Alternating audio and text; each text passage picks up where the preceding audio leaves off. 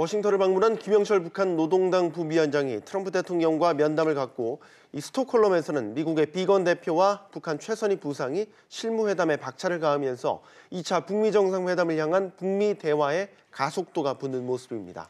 2월 말 2차 북미 정상회담이 예정된 가운데 북미가 구체적인 비핵화와 그에 따른 상응 조치에 얼마나 간극을 좁힐 수 있을지, 또 실무 협상이 이어지는 스웨덴 스톡홀름의 전세에 관심이 쏠리고 있습니다. 자세한 관련 내용 한국군사문제연구소 김열수 안보전략실장과 짚어보겠습니다. 어서 오세요. 네, 안녕하십니까? 안녕하세요. 워싱턴 면담과 관련해서 다양한 보도들이 나오고 있습니다. 시장님께서 기류 어떻게 읽으십니까? 굉장히 신중하게 접근하고 있죠. 왜 그러냐면 이제 1차 북미 정상회담 끝나고 난 뒤에 이 1차 정상회담이 잘 됐다고 얘기하는 그 미국의 조야는 별로 없었어요. 네. 미국 행정부를 제외하고는 네. 언론이나 전문가들 모두가 여기에 대해서 비판이 많았거든요. 그렇기 때문에 이번에 이제 2차 정상회담을 앞두고 김영철이 방문을 이제 두고서 하는 그 미 행정부의 태도나 트럼프의 태도 같은 거 보면 굉장히 신중하게 접근하고 있는데, 그 접근하고 있는 것이 뭐 여러 가지로 나타나고 있다고 봐요. 예를 들어서 이제 작년 이제 6월 1일 날 트럼프 대통령을 예방했을 때하고 이번에 예방했을 때하고 분명한 차이가 나거든요. 네. 그러니까 작년 같은 경우에는 이제 뉴욕으로 갔을 때 폼페오 국무장관하고 같이 이제 뭐 만찬도 같이 하고, 그리고 그 다음 날 6월 1일 날 이제 이 백악관에 갔을 때 켈리 비서실장이 직접 이제 영접도 하고, 그리고 이제 2시간 동안 회담도 하고, 끝나고 네. 나서 김영철이가 출발할 때 차 타는 데까지 직접 트럼프 대통령이 환송도 해줬거든요. 네. 그런데 이분 같은 경우에는 거의 동선이 안 나오고 있잖아요. 네. 예. 켈리 이 폼페오 국무장관하고도 뭐 한 40-50분 정도밖에 회담 안 했고, 그리고 트럼프 대통령하고도 90분 정도밖에 안 했단 말이에요. 점심조차도 주지 않았어요. 점심시간에 갔는데도 불구하고. 그래서 이 전체적으로 보면 굉장히 신중 모드로 가고 있고, 게다가 김영철 위원장이 트럼프 대통령을 만나고 난 뒤에 그 샌더스 백악관 대변인이 한 발표는 보면은 FFV대가 이루어질 때까지 제재는 계속해서 하겠다라고 얘기할 정도였거든요. 그렇기 때문에 굉장히 신중하게 접근하고 있다, 이렇게 볼 수 있죠. 네. 네, 지금 뭐 신중 모드라는 말씀을 전해주셨는데, 실제로 2차 북미 정상회담이 2월 말에 열릴 거라는 그 백악관 공식 발표는 있었습니다만 구체적인 날짜와 장소는 아직 확정되지 않았단 말이죠. 네, 이제 2월 말에 이제 한다고 얘기는 했었고요. 예. 제가 이제 아마 저를 좋아하시는 분들은 작년 11월 달에 여기 와서, 제가 12월 달에 여기 와서 아마 네. 혹시 이제 뭐 방석을 하나 깔아야 될지 모르겠다고 얘기한 게 아마 베트남을 제가 말씀을 드렸는데, 네. 맞아요. 기억나시죠? 기억납니다. 그래서 아마 베트남 쪽으로 막 가지 않겠는가라고 생각은 합니다. 그럼에도 불구하고 2월 말 정도로 나온 것은 긍정적이라고 보고요. 게다가 이제 구체적인 장소가 못 나온 것은 결국은 이제 김영철 위원장이 북한으로 돌아가서 김정은 위원장으로부터 승인 받아야 되는 문제가 있기 때문에, 그래서 날짜만 대충 뭐 2월 말로 정해놓고 장소는 조금 있다가 발표하겠다라고 한 이유가 여기에 있고요. 제가 볼 때는 뭐 하노이나 다낭 정도가 가장 그 유력하지 않겠는가라고 봅니다. 네. 하지만 뭐 면담 결과가 뭐 아예 뚜껑이 다 열린 게 아니기 때문에 그렇죠. 다양한 분석들이 나오고 있습니다. 모 매체에서는 뭐 사실상 간극을 좁히지 못한 것 아니냐? 네. 뭐 이런 식의 시각도 예. 여전히 있는 것 같고, 또 지난번처럼 뭐 또 막판에 또 뒤집어질 수도 있는 거기 때문에 여전히 살얼음 판이 아닌가? 네, 생각도 그 살얼음판이라고 하는 것을 이제 이번에 다 보여줬다라고 봐야죠. 그렇기 때문에 이번에 이제 예를 들어서 친서를 전달하는 것도 그렇고, 회담하는 그 장소, 그다음에 네. 거기에 배석자들 이런 걸 보더라도 굉장히 그것이 이제 의도된 사진사에 의해서 사진 찍어진 것이 아니란 말이죠. 오히려 백악관의 소셜미디어 국장이 그냥 찍어가지고 그것을 자신의 트위터에 올릴 정도니까, 뭐 정확하게 이제 뭐 예를 들어서 네. 그 백악관에 있는 사진사가, 전속 사진사가 찍어서 이걸 정상적으로 낸 게 아니란 말이에요. 그 정도로 사실상 지금 내용들을 보면 그렇게 간극이 굉장히 좁혀졌다라고 볼 수는 없고요. 네. 그럼에도 불구하고 트럼프 대통령은 아주 뭐 진전이 있다라고 얘기를 하는데, 제가 볼 때는 스톡홀름 그 회의의 결과를 좀 더 두고 봐야 어느 정도 좀 감이 잡힐 수도 있지 않겠는가라고 보고, 좀 전에 이제 우리 앵커께서 말씀하신 것처럼 네. 작년 5월 달처럼 정말 이번에도 2월 말로 회담이 정해져 있긴 하지만, 네. 그전엔 트럼프 대통령답게 다시 한 번 더 뭐 회담을 안 하겠다, 뭐 이런 식으로 얘기할 가능성이 전혀 없는 것도 아니죠. 네. 네. 자, 이제 뭐 말씀해주신 대로 공은 스웨덴으로 이제 넘어간 상황인데 스티븐 비건 미 국무부 대북정책 특별대표가 이제 스웨덴으로 이동해서 최선희 부상과 협상을 할 텐데 지금 스톡홀름 인근 휴양지에서 합숙을 하면서 협상을 하고 있다고 하는데 이거 굉장히 이례적인 거 아닙니까? 네, 이례적이죠. 사실상 뭐 육자회담 우리가 2003년부터 2008년까지 했지만 이것도 어떻게 보면 뭐 육자회담, 그러니까 6나라에 관련되는 사람들이 같이 모여가지고 뭐 비밀스러운 곳은 아니었지만 거의 네. 이제 폐쇄된 공간에서 이제 한 적이 있고요.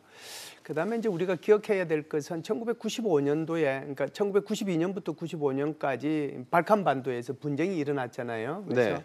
그때 그 문제를 해결하기 위해서 그때 당시에 클린턴 대통령이 소위 말하는 이제 세르비아 대통령, 크로아티아 대통령, 보스니아 헤르체고비나 대통령 이 세 사람을 몽땅 모아가지고 미국의 데이턴 공군 비행장으로 이 세 사람 거의 감금하다시피 했어요. 네. 그렇게 해서 결론이 도출될 때까지 여기서 못 나온다 해가지고 결론을 도출해서 결국은 데이턴 평화협정을 체결한 적이 있는데 이번 같은 경우에도 거의 뭐 비밀스러운 장소에서 이렇게 회의를 하고 하는 것은 뭐 드문 그런 예인데 어찌됐든 합숙을 하면서 어떤 결론을 도출해내자라고 하는 그런 비장한 각오가 이 속에 들어있는 것 같은데 이것이 미국의 의도인지 북한의 의도인지 그렇지 않으면 스톡홀름의 의도인지 한국의 의도인지 이거는 아직까지 뭐 나오지는 않은 것 같습니다. 그럼에도 불구하고 이렇게 합숙을 하면서까지 이런 회담을 하는 것은 그 자체는 미래를 향해서 좋은 징조다 이렇게 볼 수가 있죠. 그 대외적으로 비춰지는 것보다는 신중하면서도 좀 효율성을 따지는 그런 뭐 실무 협상이 아닌가 뭐 그런 분위기를 좀 읽을 수 있는 것 같은데 어느 선까지 갈 수 있다고 보십니까? 구체화를 좀 따져 본다면 뭐 예를 들어서 이제 북한이 가장 바라는 건 제재 완화 아니겠습니까? 네. 그러면 뭐 경협이라든지 여러 가지 얘기가 오갈 것 같은데요. 네, 이제 그것을 조금 우리가 생각을 해보면 그 전에 이제 그다음에 한국, 북한 그리고 이제 미국의 고위 당국자들이 한 얘기들, 정부 수반을 포함해서 이걸 이제 우리가 종합해 보면 어느 정도 답이 나온다라고 볼 수 있거든요. 네. 작년도 9월달에 평양 공동선언을 통해서 나온 얘기는 그러니까 영변 핵시설 폐기를 포함해서 추가적인 조치를 할 수 있다라고 얘기하는 거잖아요. 네. 게다가 이제 올해 우리 그 문재인 대통령께서 1월 10날 신년 기자회견을 통해 가지고는 ICBM 폐기에 대한 뭐 추가 시설에 대한 폐기까지도 얘기를 하셨고, 예. 폼페오 국무부 장관이 1월 11일 날 중동 지역을 방문하면서 뭐라고 그러냐면 비핵화의 최종 목표는 미국의 안전이다라고 얘기했거든요. 네. 결국 이게 이제 ICBM의 폐기잖아요. 네. 그러니까 이제 이걸 종합해 보면 결국은 영변 핵시설과 ICBM이 한 묶음이 될 거예요, 그렇죠? 한 묶음이 될 거다. 그리고 이제 그 작년 11월 달에 펜스 미국의 부통령은 동아시아 정상회담에 참석을 해가지고 당장 북한한테 핵신고서를 제출하는 건 아니다. 단지 두 번째 북미 정상회담이 열릴 경우에 그때는 적어도 로드맵에 대해서는 얘기가 돼야 된다라고 얘기를 했거든요.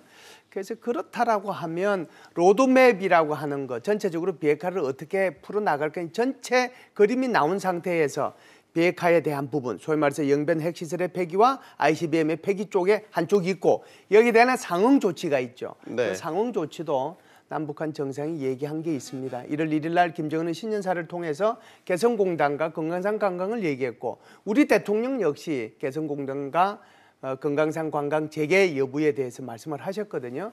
그래서 여기에 대한 반대 급부가 그 정도 선에서 이루어진다라고 하면 그렇게 나쁘지 않다. 결국은 핵 동결을 대상으로 금강산 관광과 개성공단 재개가 이루어진다라고 하면 그나마 괜찮지 않겠는가 저는 이렇게 조심스럽게 관측을 합니다. 네. 지금 우리 정부의 역할론도 부상하고 있는 상황인데, 그러니까 우리 측 대표가 스톡홀름에 가서 남북 또는 아니면은 한미 간의 양제 협상은 물론이고 남북미 3자 실무회담을 열 가능성도 지금 조심스럽게 점쳐지고 있는 것 같거든요. 네, 그래서 예. 이제 이 부분이 깜깜인데 지금은 이제 어찌됐든 우리가 알고 있는 정보는 거기에 이제 최선희가 갖고 우리 이동훈 평화교수본부장이 갖고 비건이 갖고 다른 나라 누가 왔는지 아무도 몰라요. 네. 단지 이제 일본의 육자회담 대표였던 사람이 비건으로부터 직접 얘기를 듣기 위해서 스톡홀름으로 갔는데 그 사람이 그 회의에 참석할지 안 할지는 몰라요. 네. 어찌됐든 그 세 나라의 그 실무 대표들이 참석을 해서 회의를 하게 될 텐데 그렇게 되면 비건과 최선희만 얘기할 건 아니에요.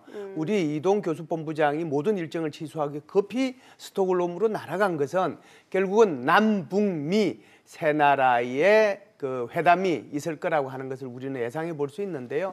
제가 볼 때는 충분히 이것이 가능하다라고 봅니다. 소위 말해서 미국과 북한 사이에는 주 핵심 내용이 비핵화 내용이 될 거고요. 네. 그다음에 이제 한국, 북한, 미국 사이의 주 핵심 내용은 이 비핵화에 대한 상응 조치, 소위 말하는 뭐 개성공단 또는 뭐 금강산 관광 재개 이런 부분에 대한 우리의 어떤 그 계획들 또는 안들 이런 것들을 가지고 상호 논의하고 또 서로 주고받고 하지 않겠는가 이런 생각을 합니다. 알겠습니다. 자, 스웨덴 협상에 어쨌든 모든 구체화된 사항들이 윤곽을 드러낼 것으로 예상이 되고 있습니다. 김열수 실장과 이야기 나눠봤습니다. 감사합니다. 잘 들었습니다. 감사합니다.